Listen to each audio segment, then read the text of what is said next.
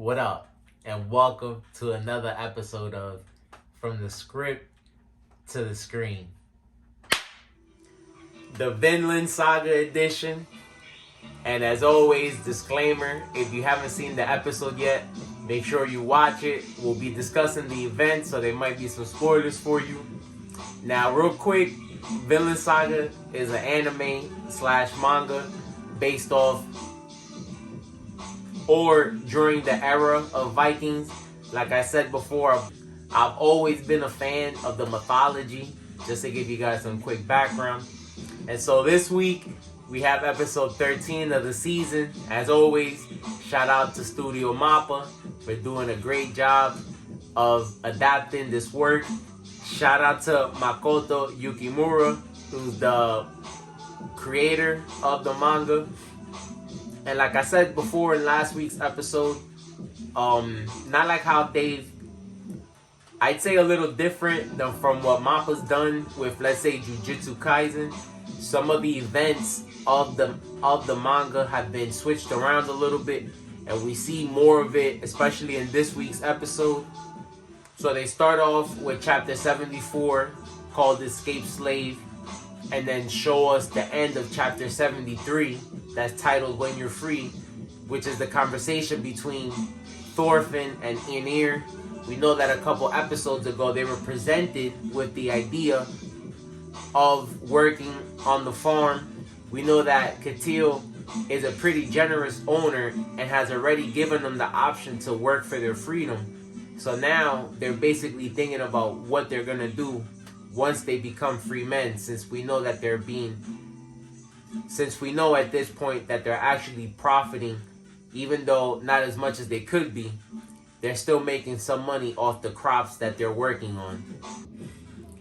So the manga readers might get a little confused if they haven't read the chapters recently with just the way things are unfolding, but Mappa, I feel like, has just decided to tell the story and what they feel like could be a little bit more cohesive, since the conversations and the timelines of events do kind of play off each other. Now, like I said, the fact that Ketil is offering Thorfinn and Ynir more options plays into the beginning of the episode, with Gadar being upset with his master and his treatment over the years.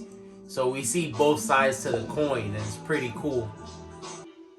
The episode then jumps to chapter 79, and something I enjoyed seeing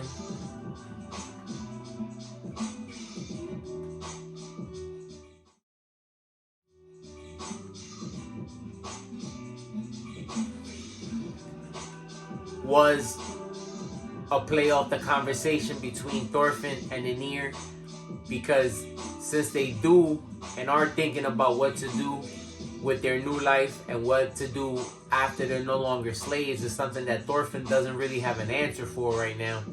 And we see that he's picking up and overhearing the conversation between Snake and the old man. The conversation between Thorfinn and Ynir was cut a little short.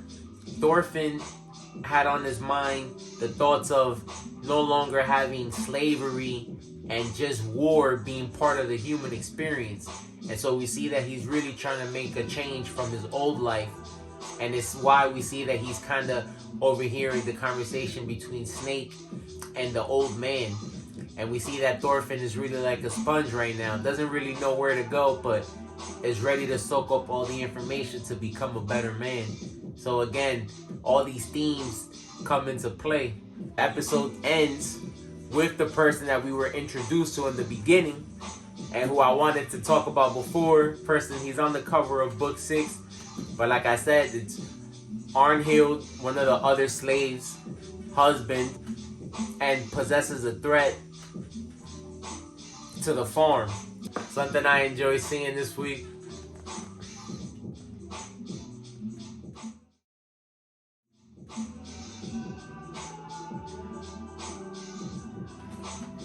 Mappa ended the episode in a very dramatic fashion, I would say, but very dope shot of Gadar on his horse And obviously, I'm pretty sure we'll see that there'll be some type of combat, since he has already, from what we were told, killed one of the other hands that tried to apprehend him. So now we see, I'm pretty sure that Snake and him will fight. Why or how he even ended up being a slave, we don't know yet. But we'll see next week. As always, let me know what you guys thought about the episode. Peace.